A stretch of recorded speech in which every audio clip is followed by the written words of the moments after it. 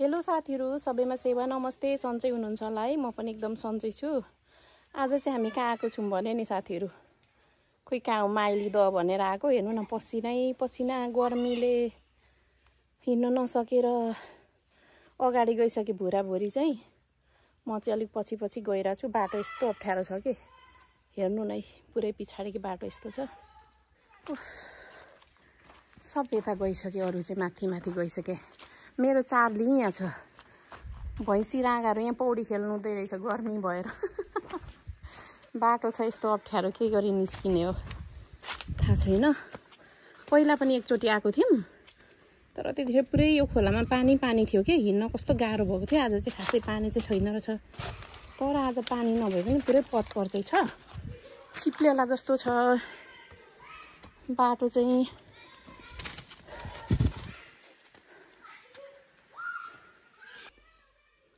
कुन्ताको काली झन्माथि यत्रो घाममा हिँडेर झन् हाँडी जस्तो काली। यस्तो बाटो आयो है साथीहरु। अब अगाडिको दृश्य म तपाईहरुलाई देखाउने छु, अनि त्यो माइली द भन्ने ठाउँमा पनि पुर्याउने छु। भिडियो हेर्दै गर्नु है त। अगाडिको बाटो चाहिँ यस्तो छ है साथीहरु, तर मैले बाटै भेटिनँ के, कताबाट जाने भए म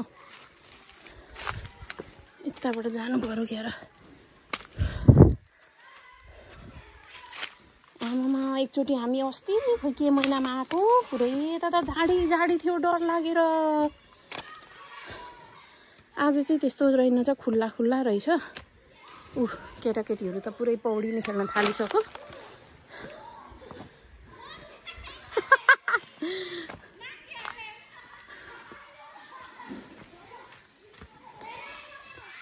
यो बच्चाहरूले नि कति तङ गर्छ भने नि साथीहरु। नजाने भनेको जम्रे डर लाग्छ अरे उनीहरूलाई, साथी दिनुपर्ने रे। आफै डरले मर्छु म। चार्ली पनि पौडी खेल गएर। चार्ली तिमी पनि जाऊ, पानी मैला रहेछ है, पानी मैला रहेछ। अहिले त भनेको चाहिँ यही हो है साथीहरु।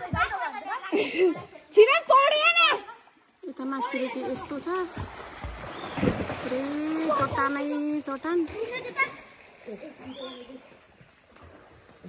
ढुङ्गा पनि सानो सानो हैन, यो बाउ आमा होला यो ढुङ्गाहरुको, यो सानो सानो चाहिँ छोरा छोरी होला।